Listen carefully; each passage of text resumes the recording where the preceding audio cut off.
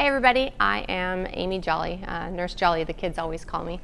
I have been here for 12 years now. We're going to talk about some of your licensing requirements for the Child Care Center today.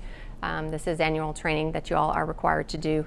The first thing we're going to talk about is preventing and controlling the spread of disease in the Child Care Center. And the number one thing always has been hand washing, right? Washing your hands. This has definitely become more prominent since COVID happened. People are more aware of hand washing, the effectiveness, how to do it. I think more people are also doing it correctly, but still, if you go into a public restroom and just kind of wait, and as the people come in and out, not that I sit there for 30 minutes, but typically I'd say less than 50% of people wash their hands correctly, adults, not even including kiddos. So one of the things that they want you guys to know for licensing is the different times you would wash your hands, and we'll talk about how. So essentially when you first come to work, you wash your hands before and after any kind of food, so eating, handling food, or feeding a child, and then diapering as well, or using the restroom. So food, any kind of bathroom issues, or handling or cleaning body fluids. So if you wipe a nose, or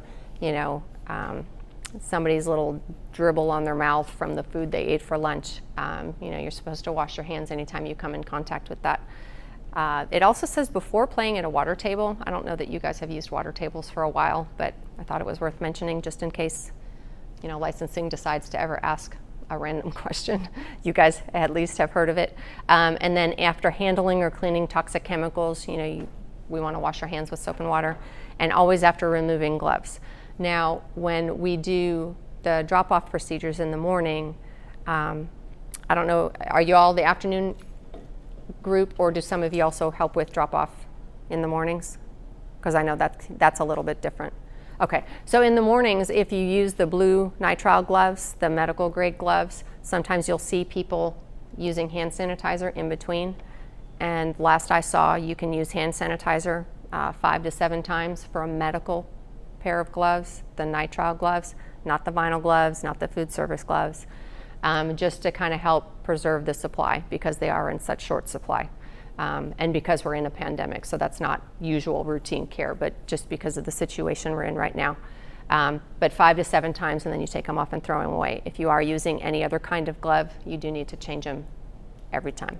And then wash your hands, and when you're doing the drop-off, you can use hand sanitizer in between. But when you're in your room doing something with gloves, like changing a diaper or food, you wash your hands with soap and water in between. When you wash your hands, you get them wet, and then you scrub for 20 seconds. We like to teach the kids, sing happy birthday twice, or their ABCs, or Jesus loves me a couple times, just to get in the habit of that 20 seconds. Most adults don't scrub their hands for 20 seconds. If you look, sometimes 5 seconds maybe, but it truly takes 20 seconds, especially for some of the GI bugs that can be so prevalent, and the reason they spread so easily is if you don't take 20 seconds to physically scrub your hands with soap and water, you're not going to get them off. And then when you rinse your hands, you're kind of rubbing under the water as well, because it's either the physical removal with the scrubbing with the soap, and then rinsing and rubbing that gets them off, or the soap exposure for that amount of time sometimes can break down the cell surface layer and kind of kill the cell that way. There are certain pathogens out there that are not killed by hand sanitizer, specifically the GI ones, which is why soap and water is always the gold standard. There are some pathogens, GI things out there that spread super easily, and you could have it on your hands and submerge your hands in hand sanitizer, 100% alcohol, for 10 minutes, and it's still viable. It can still be transmitted to other people. So hand sanitizer is amazing. Hand sanitizer is wonderful, when you're in a pinch, but washing your hands for 20 seconds with soap and water, that's why it's the gold standard, okay? So when can you use hand sanitizer? You can use hand sanitizer. The kiddos are supposed to be 24 months or older to use hand sanitizer with them. Otherwise, you're supposed to use like a paper towel, maybe that's wet with soap and then another one that's to kind of wipe it off. If your hands are visibly dirty, and you have dirt on them, hand sanitizer isn't going to take the dirt off. It'll kill the germs, most of them, but it's not going to take the dirt off. So soap and water. If you're using chemicals and you're cleaning, cleaning tables or wiping stuff down, hand sanitizer isn't going to take the chemicals off your hands. So you want to use soap and water then too. And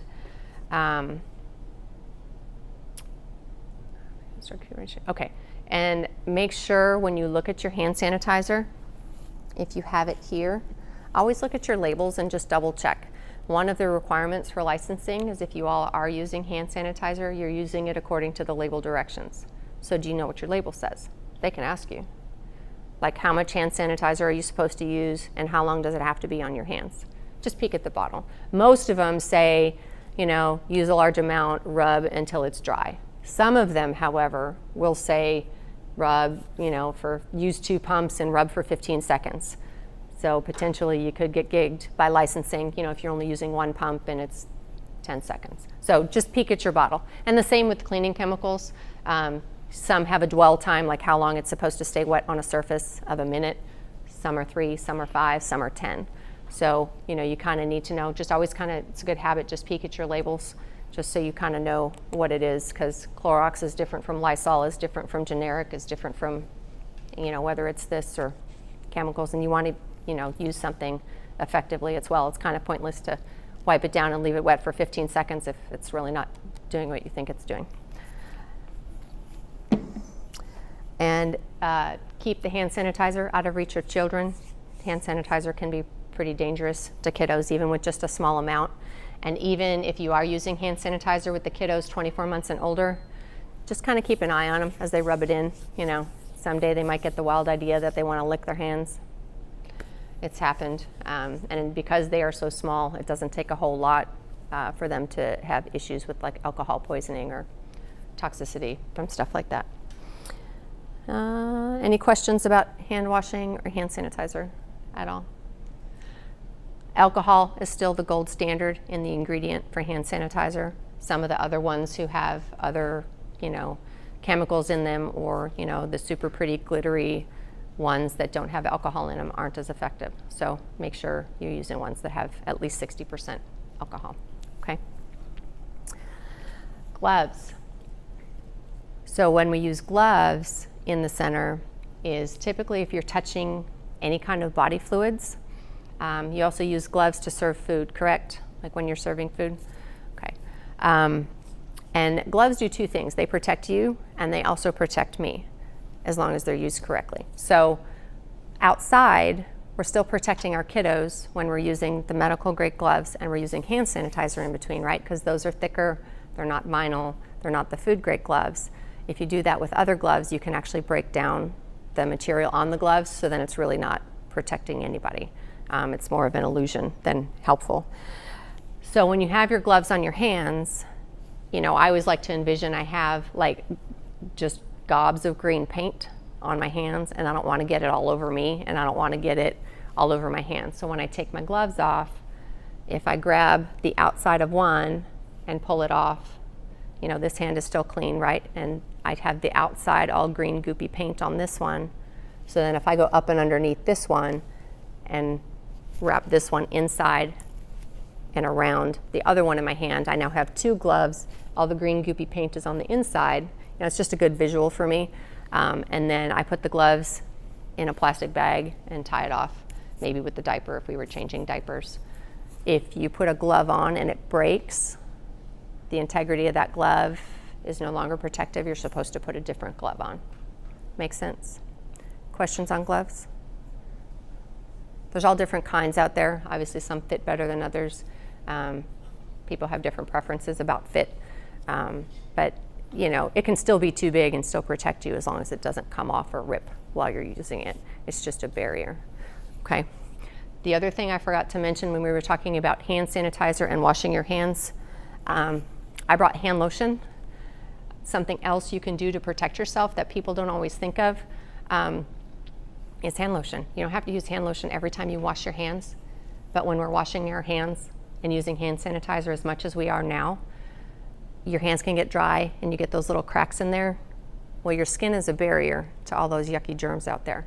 If you have cracks in it, you're breaking the integrity of that barrier. So a couple times a day, use a lotion that you like for you as an adult. And if you get super dry, cracked, irritated hands, especially as it gets colder, and the air gets drier, Vaseline. I have been told by several dermatologists, cheap, plain old Vaseline, thick coat on your hands at night, go to sleep that way, or put socks on them, and just, you don't have to coat the bottoms. Typically it's just the tops and like your cuticles and stuff. And then you can put socks on your hands and sleep that way. It's better than any $20 jar of Aquaphor or Cetaphil or the thick, whatever, however expensive it is for that purpose. Now I can't run around with Vaseline and just use that all day because my hands are slippery and I wouldn't be able to hold anything, right? I bought myself a little tube of Vaseline and I'll just squirt kind of like a glob of toothpaste on the top of one hand, and then I'll just kind of rub it in this way, so that way, after I have clean hands, this part of my hands are still clean and I can still like write or, use my computer, and it's just on the tops for a few minutes. Or, if I put lotion on and sometimes the lotion's too thick, then I'll rewash my hands, but I'll just like wash this part so it still kind of stays thicker on the top to protect it. But protect your hands, protect your skin, because if you start to get rashes or skin breakdown, then you have more issues potentially with infection and stuff. Does that make sense? Okay. Now for the kiddos, obviously you can't like be putting hand lotion on them unless they come with all the proper documentation and comes from home. But this is just to kind of help protect you guys. So diapering, I know you guys, some ages do more of that than others. When you put or change diapers on kiddos or help them with the restroom, we're supposed to wear gloves anytime you're coming in contact with any kind of body fluid, and hand washing for you and the kiddo. And remember, especially when it has to do with the bathroom, soap and water, 20 seconds is always the gold standard. It's always the best, just because there are some things out there that hand sanitizer isn't going to kill. And typically it's those GI things. Now, if you can't use hand sanitizer under 24 months for the kiddos, but you still need to wash their hands, what they recommend is like a wet paper towel with a little bit of soap on it and kind of wiping them off too, because those kids on the changing table, sometimes they're all kinds of everywhere and their hands are all up in it, and but that way you just kind of ensure everybody has clean hands. Or when they, you help a kiddo in the bathroom, they wash their hands when they're done too. And then you bag the dirty diapers, and if you had gloves on, you can throw them in the same bag and tie off the plastic bag. I know some classrooms have told me they take it out like at lunchtime, out of the room in the trash and stuff. But that way, it's not just kind of out in the open. It's protected in its own bag. Any questions on any of that? Hand washing, sanitizer, diapers? Okay. So when kiddos can't come to school, or you guys can't come to work, COVID, again, has definitely brought a lot of those conversations to the forefront, right? There's been a lot of dialogue, a lot of conversations, and even some changing recommendations. Recommendations changed again last week by the CDC, but we just follow our playbook, right? Like we follow whatever our requirements are. Now CDC changed it, which means ours might change again a little bit. Essentially, they changed the temperature back up to 100.4 from 100. And they also started talking about, specifically more so for the school, but I think the language included you guys too. If someone has a fever, everybody's worried about COVID. If they haven't had any kind of exposure to someone else who has COVID, you treat it like a fever and you follow your fever guidelines. Everybody doesn't have to be excluded for 14 days for a runny nose. I would never have anybody in school, especially when cedar season starts, right? Between cedar and mold and oak, I wouldn't have a child in school. They'd be out for 14 days, come back, have a runny nose, and they'd be right out again for 14 days. So I think they're kind of trying to find that balance, which is why things keep changing. And then other reasons, in a daycare, kiddos typically are excluded from schools if, some rash pops up and we don't know why, or, they have a temperature, they start having trouble breathing. Obviously that can be a little bit more of an emergency.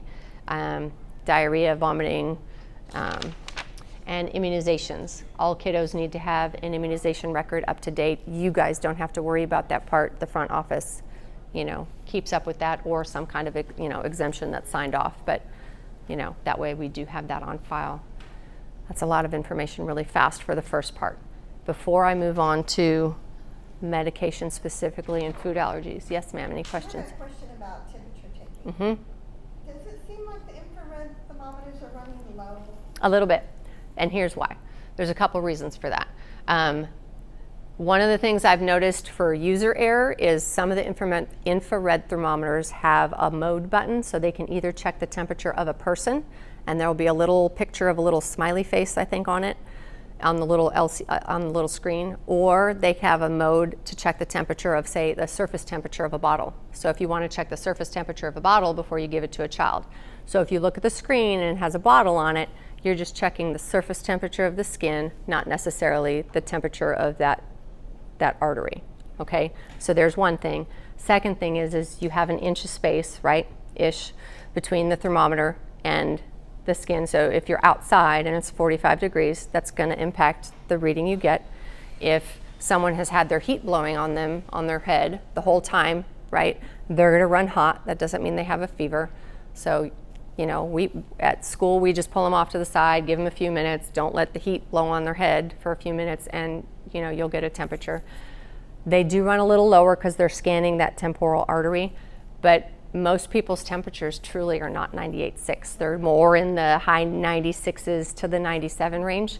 And temperature checking is just a tool we use. It's not an end-all be-all thing. It's just one of the layers we use to kind of try to protect everyone involved. Those thermometers also do get a little bit testy, the sensors, when it's cold outside. They don't like to be cold. So, if you keep it in your pocket and warm it up, maybe use a different one or alternate between if it's super cold outside. They're not very good with a huge temperature variance. That's just some other things I've noticed. So what we do at the school is I have two, well, each loop has one, but the ones that actually touch your skin and go across are a lot more accurate. However, if I'm touching someone, they have to be disinfected between each time, which is why we can't use that kind. So for the super quick screening that we're doing, for the most part, that's why those infrared ones are really nice, because they're pretty efficient and they're pretty fast. And we're not ruining thermometers because they get too wet between being disinfected every time. But if there's ever a question, you can always check it with the temporal, the one that touches the skin, and then that one just has to be disinfected. So that's kind of like our double check there. Does that make sense? Yeah. Okay. I was just wondering, with winter coming. They're going to be cold. You're going to have to keep them in your pockets. You're going to have to rotate them. Use one for, and then use another one. Yeah, when we started in March, because when you guys were closed for a week and then we opened back up, it was cold some days, and that was kind of a challenge. And then the heat in the car. And then the heat in the car, yes, all of it, yes. I mean, those are all variables, but we just kind of do the best we can with what we have and trying to keep everybody safe. So that's just kind of one of the pieces, but that's a great question. Any other questions about any of that? No? Okay. So we are going to move on to medication administration, and then at the end of this, we're also going to talk about like food allergies and anaphylaxis and epinephrine. So I'm going to talk about like epinephrine kind of as a separate piece in detail at the end. So this is kind of more about the other medications that you guys would give here at the center, okay? So a medication for you guys is anything that is a prescription medication or a non-prescription medication, excluding like topical ointments, diaper ointment, insect repellent, or sunscreen. You guys have different forms for that. So what do you use this yellow form for? Are they always yellow? Diaper cream, insect repellent, sunscreen, right? You still have to have parents' permission for that. And Susie Q's mom still needs to bring, the off for Susie Q, right? Like they have to bring it from home. Okay, so that's what this form is for. You have a separate form, which is this one, when Susie Q's mom brings pretty much any other medication into the center. This is the form, whether it's prescription or over the counter, that says, Susie Q's at the top. Today's the date, the 11th. The medication is, let's say, Tylenol. It expires on, and you want to know the expiration date. How much is she going to get? She's going to get a teaspoon. At what time, right? Like every 4 hours is needed for teething, every 4 hours for the next 3 days, whatever she wants, and then she's going to sign it, okay? This stays with the medication in your workroom in a little bag so that you guys know you have permission to give this. And then, I know they come in different shades of pink, but then you guys, and they're always pink though, right? Okay, so different shades of pink. It could be any color pink, but typically your forms are pink that then you guys have, and you keep this in the room. And when you go to the workroom and get Susie Q's medicine, and we're going to talk about all the things you check, this is where you write, I, Amy Jolly, I write my name. I can't sign for you and you can't sign for me. I have to write what I gave at what time, a teaspoon of Tylenol at 2 o'clock, okay? The other thing, just so you know, and I think they took infants' Tylenol and Motrin off the market. I think it's only the children's dose now. The infants used to be in a smaller bottle and the concentration was different. They don't make that anymore, right? Or do they? I haven't seen it in a while. I think under 2 we have to have a doctor. Okay. There were a lot of overdoses because the concentration of that was different. So the dosing was different. So I could give you, something from this, but it would be a half a teaspoon versus a teaspoon because the concentration was different and there were way too many med errors. So I personally like to always write my concentration on there. So like a bottle of Tylenol is always going to be 165 milligrams per 5 cc's. I just always write it down. That way there's never any doubt, well, how much did you give? Most people know a teaspoon is 165 milligrams. But that's just kind of one of those safety checks for me. But there's a mnemonic that I always like to use to remember all of the things to check when I'm giving medication. When you're giving medication, there's a lot of room for error. Sometimes, if there's a med error, there isn't a bad outcome. Sometimes it could be a really bad outcome. And it could be with something as simple as Tylenol. I have kiddos at school who are allergic to red dye. So if they get Tylenol, that could be pretty bad, okay? So you always want to make sure that you check when you're giving medicine and making sure that you have all of these things. I'm going to leave these with you guys so you have the mnemonic so you don't have to write it down if you don't want to. But all the things you want to check, if you remember doctor, like DR, and then timed, T-I-M-E-D. So those are all the things you want to check when you give a medicine. And the first D is dose. The R is route. So are you giving it orally? Is it topically? You guys, I don't think give suppositories, but you want to make sure you're giving it the right way, right? So that's your route. What time or how often, like every 4 hours or at 2 o'clock every day. And make sure you have the right individual. I have several kiddos who have the same last name or who have very similar names. I have a couple of Ellas. I have a couple of, Zachary's. I have a couple of, these. You always want to make sure you have the right individual, the right medication. So if I have an order for Tylenol, can I give acetaminophen?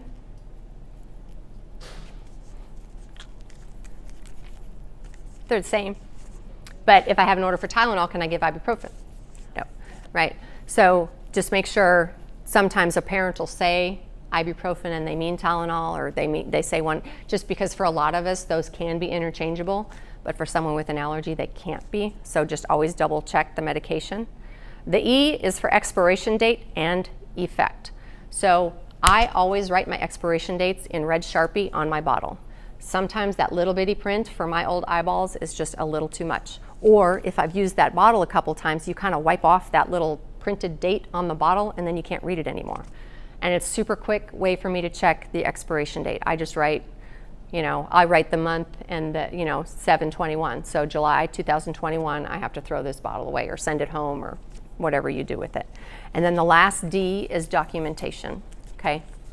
I'm going to start at the bottom and we're going to work to the top because I always like to start with documentation. Because if you don't have a form from mom that says you can give it, you're kind of dead in the water, right? Or a form signed from the doctor or whatever, unless there's an emergency.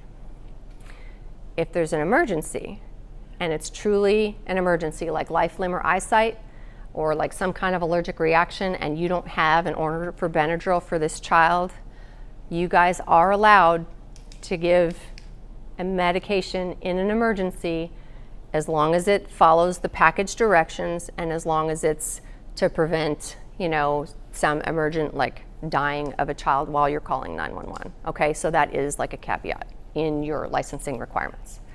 So documentation, we talked about the different forms. You need to make sure you have parent signature, and that's good for how long? Do you know?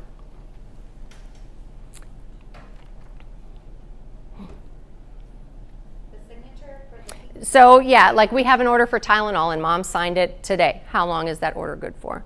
I thought it was maybe a year. So- For like 6 months or something. So licensing says a year, but I know you guys change it every time they change rooms. So you guys are well within that year for licensing, but just so you kind of know that it's not eternal, it's not from the time they're 6 months until they're 5, you guys do change it out, okay? If you get an electronic email, like if someone emails Mrs. Wright and says, please give Susie Q Tylenol, and they have Tylenol here, you guys can take that as long as the electronic document can be saved and stored, so that is okay. They can also call you on the phone for a single dose and say, oh, I forgot, to get the order from the doctor or whatever. Can you please give her a dose today at 2 o'clock? So you can do a single dose on the phone, electronically, or have your form filled out, okay? According to licensing. I know obviously you guys prefer to have the form on file on your paper, but just know that those others are okay too. The expiration date and effect is your E, and we're working from the bottom to the top in our doctor timed. Again, quick way, check the expiration date, red Sharpie on it. Oh, I'm good, it's not expired. And the effect, if I'm giving Tylenol, I'm not giving Tylenol for a rash, right? You just kind of want to make sure that what you're giving kind of makes sense with what you're giving it for. Or if you're expecting this intended effect, for example, you guys don't give it for this, but Benadryl is just something that comes to mind. Benadryl is labeled as several different uses specifically for adults. You can take Benadryl, which is diphenhydramine, is the generic. It's labeled as Benadryl for allergies. It's labeled as Nitol for, or Night-Z, or whatever the NyQuil version is, for a sleeping aid, right? So if I'm taking Benadryl to sleep, well, Benadryl can wire some people, so then I'm not getting the desired effect. So just make sure that you're getting the desired effect with what you're giving. And if you're not sure what the medicine is for, it's okay to ask that question, okay? Ask someone else, ask Mrs. Wright, ask the parents. You don't ever have to give something, please, that you don't know what it is or what it's for or what it does, or that's not a good idea. Okay, and then the medication itself. Make sure the label, says Tylenol and my paper says Tylenol. Mom didn't accidentally grab the bottle of ibuprofen, right? Or, something else. And make sure that the label instructions, if it is a prescription bottle, says the same thing that your paper does. Because sometimes those can vary, especially when they're titrating medications, which is more of a school thing, I think, than you guys have here. But ideally, those things match up. And make sure it's the right individual.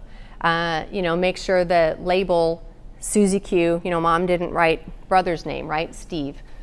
Make sure the name on the bottle is the same on the form. And then for me, a safety check I always do is when I go up to the kiddo, hey Susie, here's your medicine. And it's just a check. And it's like, oh, I'm not Susie, I'm Stephanie. Oh, right? We're all human. I might have 15 things in my brain. That's just another safety check to make sure that I'm giving the right medicine to the right kiddo. I have admittedly almost given, because I have 2 kiddos that look alike, or I'm thinking about this kiddo because I talked to mom this morning, but I'm looking for this kiddo and I go to this one and I've caught myself. So that's just, and obviously you can't do that with infants, but hey Susie, here's the medicine, so that way it's just a good practice, another safety check. Time, make sure the time is, if Tylenol is every 4 hours, Kathy didn't give Tylenol at noon and you're coming in at 2 and gonna give Tylenol again, because Tylenol is within every 4 hours, just kind of make sure that it's within the time parameter. So that's your T. And you're also going to document the time you give it. And then the route. So we talked about, is it orally, is it topically, is it, cream for their backside, is it, and then for a route, I don't like mixing liquid medication with like a cup of juice or a whole container of yogurt or a whole container of applesauce, because if they only eat a little bit of it, then you don't know how much medicine they got, right?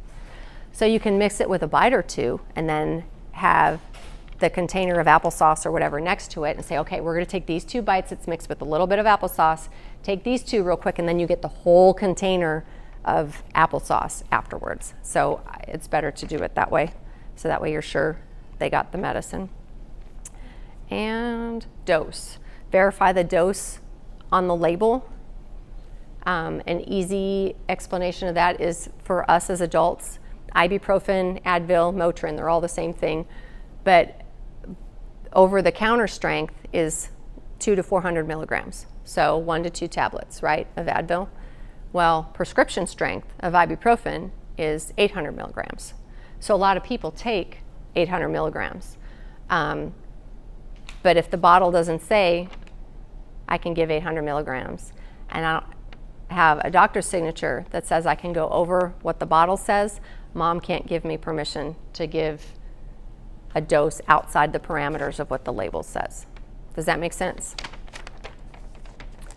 Okay. So then we go back up. We start with documentation, and then we always end with documentation. After you've given it, you make sure you document on that form. I gave Tylenol at 210, a teaspoon. I have my concentration on the form, by mouth, and I put my name. Okay? Because someone coming behind you may not know that you gave it, and then they might give another dose. And then document your full name, and we can't document for each other.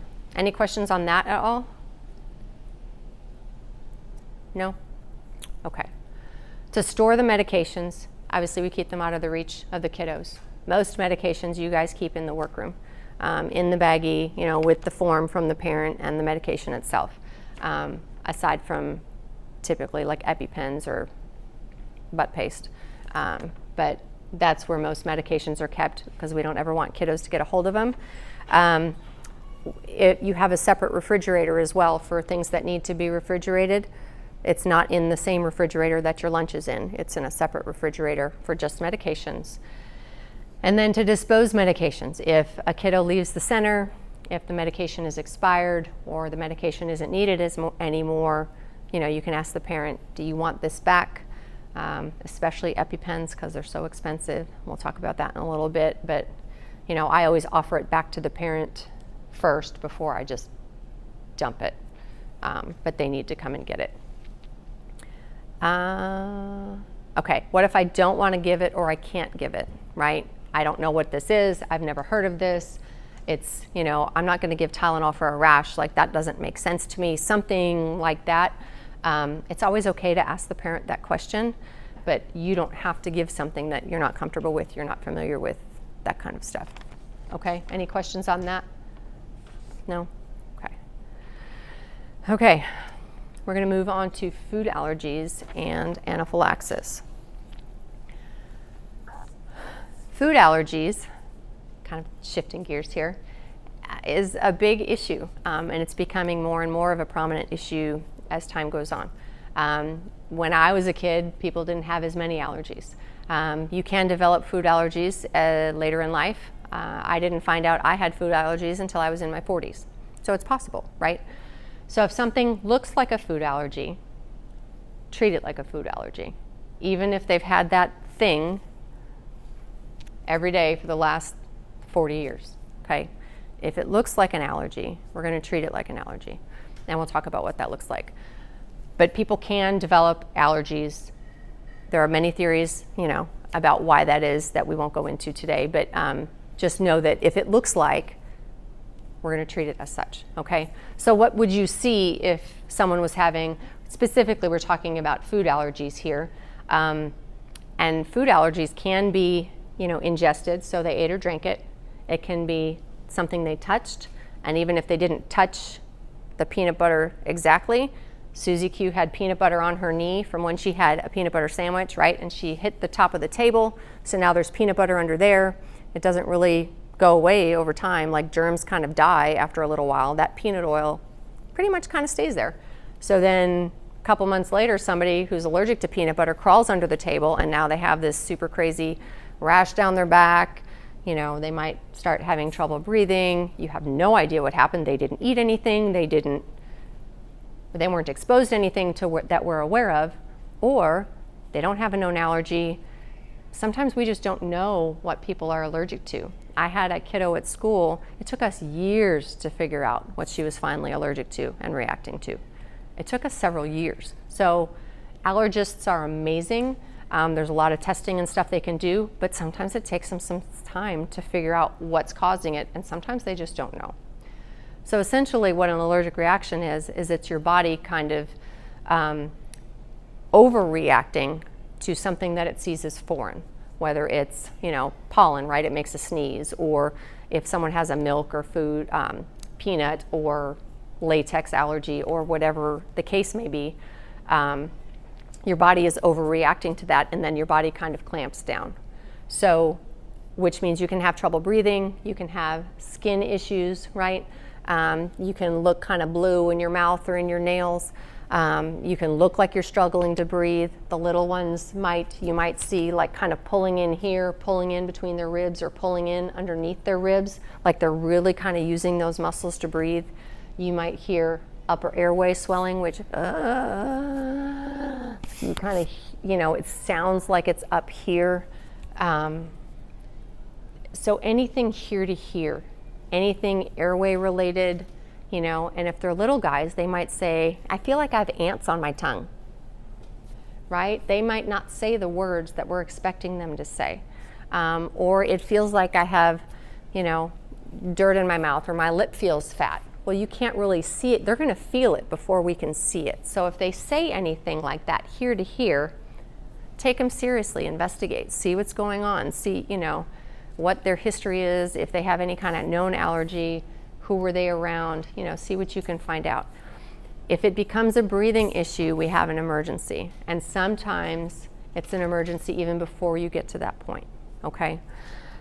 Some of the most common allergens, I don't want to forget to mention this, the big 8, milk, eggs, fish or shellfish, tree nuts, peanuts, wheat, soybeans. They're going to try to add sesame to that, and then latex too, so like even latex balloons or gloves. Those are the most common allergies, but people can be allergic to anything. That girl I told you about, who it took us years to figure out what she was allergic to, it was the canned peaches from school. It's not canned peaches, because she could eat them at home. It's not peaches, because she could eat those if they were fresh. It was the canned peaches that we had at school, that the only ingredients were peaches and water. They don't have to label all of the preservatives or whatever it is that they use in the foods. So whatever this company was using as a preservative is what she was reacting to. So it took a long time to figure that out, and you might not know what it is. So again, we don't always have to know what it is. Ideally, if we do know, we try to avoid it, because that's the best, you know, is to avoid it at all possible, if at all possible. But if we can't, and if we're having a reaction, we're going to treat it like an allergic reaction, okay? And sometimes it's known or unknown. Like I said, you could be an older adult and develop these allergies that you didn't have your entire life. So any symptoms from here to here, we're going to treat like an emergency, okay? If they have Benadryl orders, if they have orders on your form, there's a couple different forms. You know, they'll have an allergy form. This is the standard fare one. It's the Food and Allergy Research Emergency Care Plan, Food and Allergy Research and Education. This is their plan. A lot of doctors use this one, which is totally fine. I have a separate one for school, but if my kids come with this, I take this one. I just need a doctor's signature that tells me what to do, and it tells me, you know, their name, what they're allergic to, if I know. I've had forms that say unknown at the top, right? And then what symptoms have they had in the past? Just because they've had that kind of reaction in the past doesn't mean it's going to be the same. It can be completely different, and it can be a lot worse. Depends how much they were exposed to, or if it's fire ants or bee stings, how many times were they bit, how close, was it at their foot or was it like right up here at their neck? All of those things kind of are into play. And then what medication I can give. Now remember, you guys have, if in an emergency, you can give medication without an order, but I don't think you guys carry stock medication. I have stock Benadryl and stock epinephrine, so you guys can always call me and we can give something before EMS arrives, just so you know. But your form will say what to do, and the first thing you do is always, always, always treat the child, and then you call 911 in that order, okay? Average response time here at Concordia is about 6 minutes, which is pretty quick, but it's an eternity if someone is having some kind of allergy cascade or anaphylaxis going on. 6 minutes with no airway is too long. So you treat the child and then you call 911. There are, if they have orders for Benadryl, you give Benadryl. These are all epinephrine. Now, there are 3 different kinds. We used to just say EpiPens, right? You'll hear the term EpiPen, get an EpiPen. Well, when people say EpiPen, they could mean any of these 3, even though this is the only true EpiPen brand. It's kind of like saying Band-Aid. There's all different kinds of Band-Aid. There's only one true Band-Aid brand, but because of very effective marketing strategies, Band-Aid kind of, associated their brand name with that as the norm, or Kleenex. I could buy Puffs, but it's still Kleenex. So just know that EpiPen is any of these, but this is the EpiPen brand. The reason there's different brands is because this is kind of like the Cadillac. This is the Cadillac version. It was the first one that came out. They had the run on the market forever, for years. The medicine is identical in all of these, okay? It's just the delivery system that's a little bit different. So epinephrine is a super fast acting medication that kind of helps your body relax when it's having that swelling of the airway or super crazy rash, or their mouth is swelling or their upper airway is swelling. When they're in trouble, this acts pretty fast, but even a minute or 2 is a long time when I can't breathe. So the rule of thumb is epi first and epi fast, okay? When in doubt, this is your answer, okay? There is a little caveat that I will mention that, if it's an adult, they say, just be aware if they have a heart condition. Okay, but if I have a heart condition and I can't breathe 2 minutes from now, that heart condition doesn't matter as much as this does, right? So epi first and epi fast. This is never the wrong answer. I want you guys to know that this is always okay. Epinephrine, if you give it to someone who doesn't need it, they're going to feel like they had 8 cups of coffee. They're going to feel kind of jittery. They're going to feel really wired. It acts pretty fast, but it also wears off pretty fast, okay? You're not going to hurt them by giving this if they don't need it. But if you wait too long, the consequences could be dire, okay? So epi first, epi fast. I have gone through this training every year for however many years I've been working here, but now my brain is stuck because this is the real deal. I've had that huge jolt of adrenaline and now I can't remember what to do. Beautiful thing is there's a picture on the side. Doesn't matter what brand you use, right? There's a picture on the side. Why can't I give this? It's not working, it's not working. Oh yeah, oh look, remove blue safety cap. Oh, okay. So it's okay. That's just a kind of a normal thing that your brain will do when it's under high stress. Blue to the sky, orange to the thigh is how I give this. But it won't go unless I follow step 1 and take off the blue safety cap. It's just that, the safety. So I take off the blue safety cap. When I give this, I always want to make sure I never wrap my thumb around the top, because if I accidentally have this flipped the wrong way, I could inject that epinephrine right into my thumb, which will constrict those blood vessels. I now no longer have blood flow to my thumb, which is a problem. It's also a problem that this person doesn't have epinephrine that they can get right now. So you never wrap your thumb. You never hold your thumb at the tip. You always want to wrap your thumb. So even if I have it the wrong way and I go to give it, I'm not giving it to myself. The orange end is the hot end.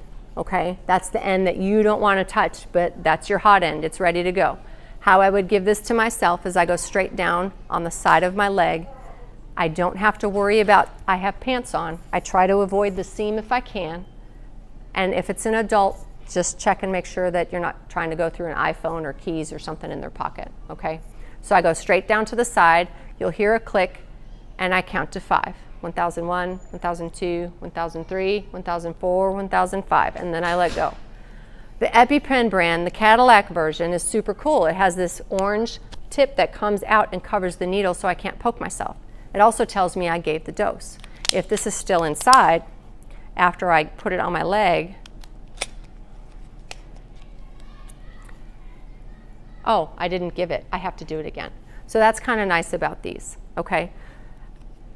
And then you're not going to poke yourself. This is an automatic 911 call. Epi first, epi fast, 911, okay? And other people can help you. So you can ask people, call 911, tell them we gave epinephrine, because then they'll send a paramedic on the way who can give more epinephrine, okay?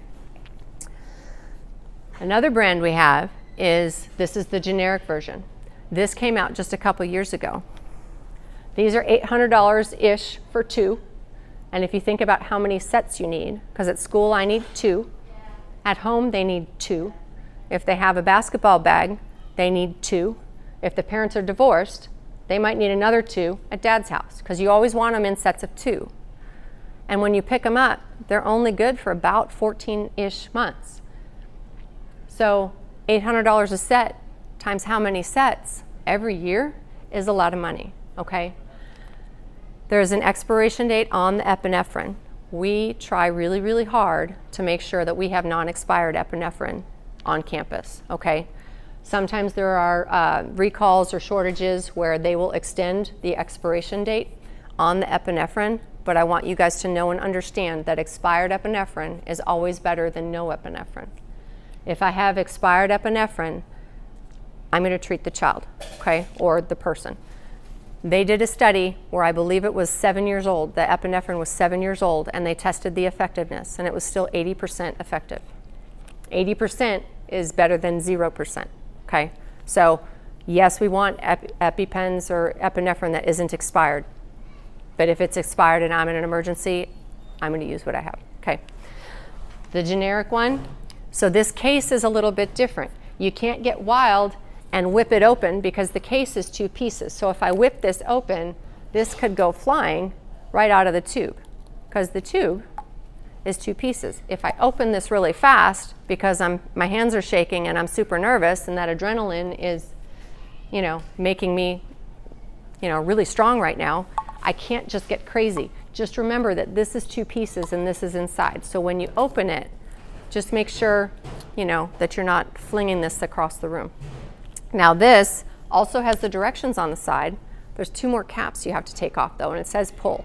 So you have to take off the 2 caps, and then you have your red hot end again, right? That's the hot end that you're gonna give. So same thing, same positioning. I'm gonna push and hold, count to 5. Now this one will not cover the needle for you though. This one you will have an exposed needle, okay? Never, never, never, never, never, never, never, ever 2 hands together to cover a dirty needle. You will have shaking hands. You will be moving so fast and your brain is going to be 15 steps ahead of you where you are, right? You don't want to stick yourself with a dirty needle. So what I like to do is I like to have it laid on a table, not in my hand, but just so we can see it. Like this is laying on a table and I'll scoop it, just so it's covered. Because when you call EMS and EMS shows up, you have 5 more people in the room with laptops and bags and all kinds of stuff. Stuff gets pushed out of the way. You don't want anybody to get stuck with a dirty needle, okay? And then AudiQ, audible. It's audible, you can hear it, okay? This one's super cool. It hasn't been around that long, but it'll talk to you. It's nice as long as you can hear it. If it's really loud around you, you can tell people to be quiet. But if you can't hear it, there's also directions on the side so you can still see what you're doing, okay? It'll tell you. No needle or drug. But she's not that loud. If there's a lot going on, I can't hear her, You are ready right? to use. Pull off red safety guard. To inject, place black end against So outer this end. thigh. Then press firmly and hold in place for 5 seconds. 5, 4, 3, Injection complete. Okay, now she talks to me, but I don't have to wait for her. If I know what to do, I can totally pull this out, take this off, and right to the leg. And she'll keep up with me, okay? 2, 1. So it's a nice feature, but you don't have to wait for this. Does that make sense? Any questions on the differences of the EpiPens? Anybody? Okay. Do you guys know anybody here in the child care center who has an EpiPen? You do? I have one vendor, she has one. I have one. My child.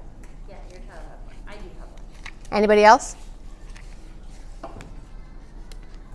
So you may have people here on campus who have them, and you aren't aware. If you're new, it's a recently diagnosed thing, right? If I don't tell you I don't have an EpiPen, but if I don't tell you I have food allergies, you don't know. So if you have something like that, it's really beneficial to tell other people. But if you come across somebody who has an allergy or having what looks like an allergic reaction, ask them, are you allergic to anything? Do you have an EpiPen? Because they might have one in their purse. So think about, and you just might not know. Because I can tell you there's other people on campus that have them in your child care center and you just don't know. Now, HIPAA, I'm not going to tell you who they are, but just know that that's always an appropriate question. You look like you're struggling to, are you allergic to anything? Do you have an EpiPen? How can I help you, right? Kind of like when, you're coming up on a scene for CPR. Annie, are you okay? Help. Can I help you? What can I do? Don't forget to ask that question. And then kiddos, they're not going to describe it like you and I would, right? I have ants in my tongue, my mouth feels funny, there's a frog in my throat. They're going to talk like that. And I think that's all I have. Any questions for me? No? Okay. Well, if you guys think of anything, don't hesitate to ask. I can always answer them. And thank you. I appreciate you guys.